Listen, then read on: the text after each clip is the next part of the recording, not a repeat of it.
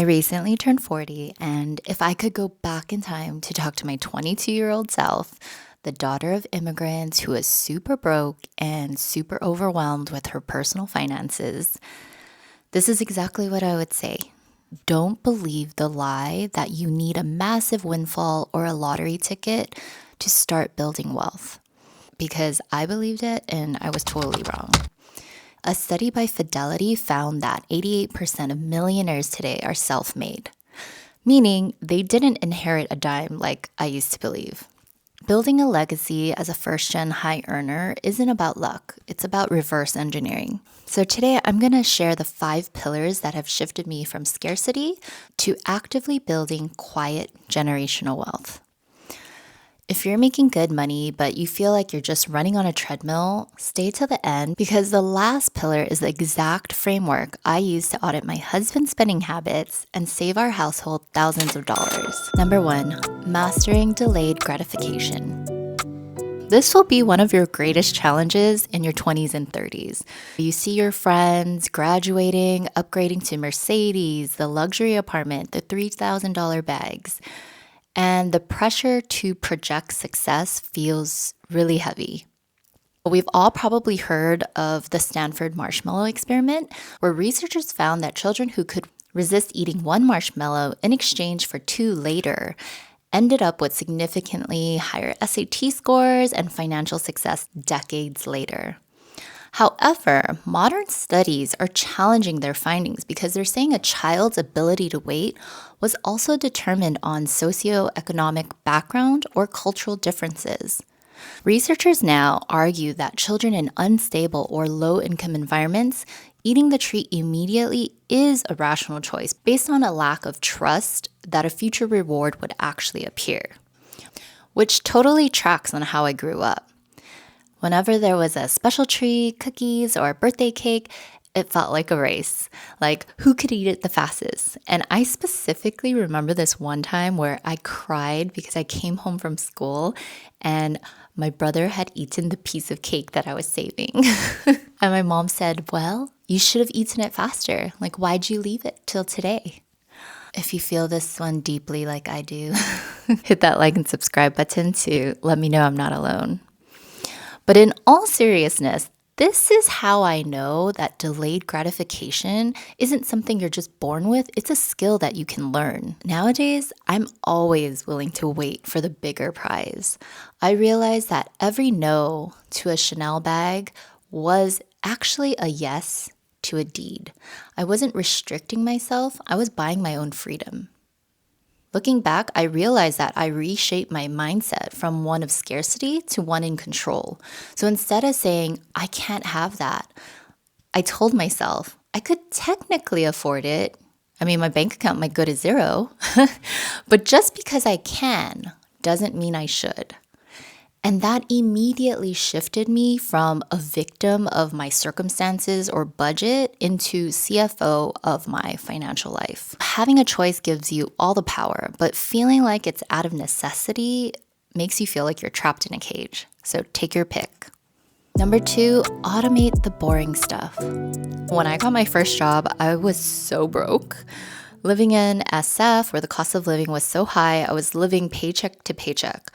But the one move that made a difference later on was I set up a portion, no matter how tiny, to go to my company 401k without me ever seeing that cash in real life. And believe me when I say, you truly learn to live without what you never see. And it takes 10 minutes to set up, but it saves you from a lifetime of decision fatigue. You will never regret the money that you hid from yourself, but you will regret the money you spent on a Friday night that you can't account for on a Monday morning. Number 3, invest before you're ready. I truly believed the lie that I needed more money to be an investor. I just constantly thought I'm not there yet, later. But guess what? The math doesn't care about your feelings. The most expensive thing you can do is wait.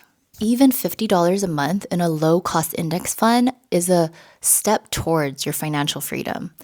Take advantage of compound interest immediately. So let's look at this example on the screen.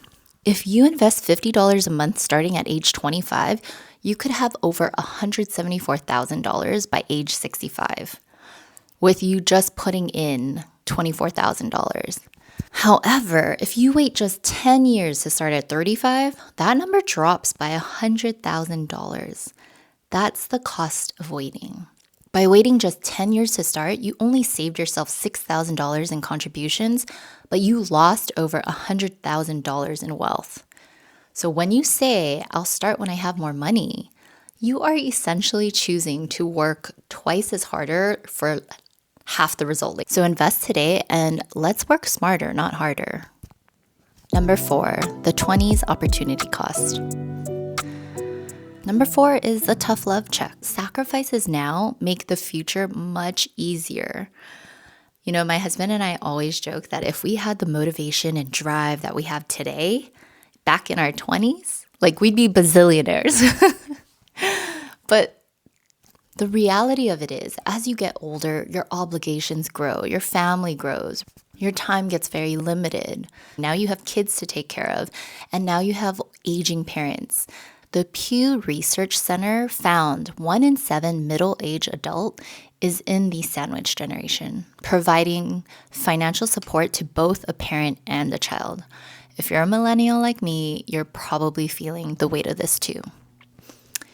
In your 20s, your cost of living is at its lowest, your time is most abundant, and this is your window of leverage. And if you don't take the time to build the financial groundwork, then while you are low obligation, you will be fighting an uphill battle when the world starts making demands of your time. Use your energy now to buy your peace later. Build in your 20s and 30s so you have way more choices later on. Number 5, spend smarter. I was mortified. When we first got married, I noticed that my husband just clicked buy now. Like, I didn't even know people do this without looking for promo codes or coupons or savings of any sort. I was so shocked. But according to Rakuten, my husband is not alone. The average American leaves over $400 a year on the table by not using cashback tools or promo codes. I get it. Most people think, like $400, who cares, you know? But if you look at it, $400 invested annually at an 8% return in 40 years turns into $110,000. So that's the difference of spending smarter. I want you to say it with me. Every dollar saved is a dollar that you didn't have to work for. So let's become smarter shoppers. I'm going to give you my 3-step framework. It's super easy. And once you bake it into your life, you will thank me later. So number 1, go to Google. Just put in your product that you're searching for and look at the shopping tab. It'll show you the pricing at all the different stores. So that way you can just see where is the cheapest price. Number 2, the promo code. Once you settle on a store, then look for a promo code. Usually you can find like a welcome one or an email one, whatever it is. And number 3, if you don't already have Rakuten, sign up today. I'll leave my referral link in the description. You will thank me later. You just go to Rakuten, look up the store that you're going to buy from, and then it takes you to that store, and usually they offer some cashback offers. And honestly, all those dollars add up. I'm not going to tell you how much I get back on Rakuten, but it funds like little luxuries. So don't leave your money on the table. I'll leave my referral link below. Try it and thank me later. Ultimately, personal finance isn't about restriction. It's about intentionality. It's about being the engineer of your life instead of a passenger being dragged along. Instead of feeling like you have to save or that you're depriving yourself, when you shift into, I'm choosing to not buy this or I'm choosing to invest instead, that's when everything clicks. So if these 5 pillars helped you, I would appreciate the like and subscribe. I'm doing the obsessive research so you don't have to. Tell me in the comments below if you're older and wiser than me. Drop some of your money lessons below. If you're younger than me, then let me know which one sounds like the tip that you're going to try first. And if you want to learn how normal women are getting rich today, watch the next video that pops up here.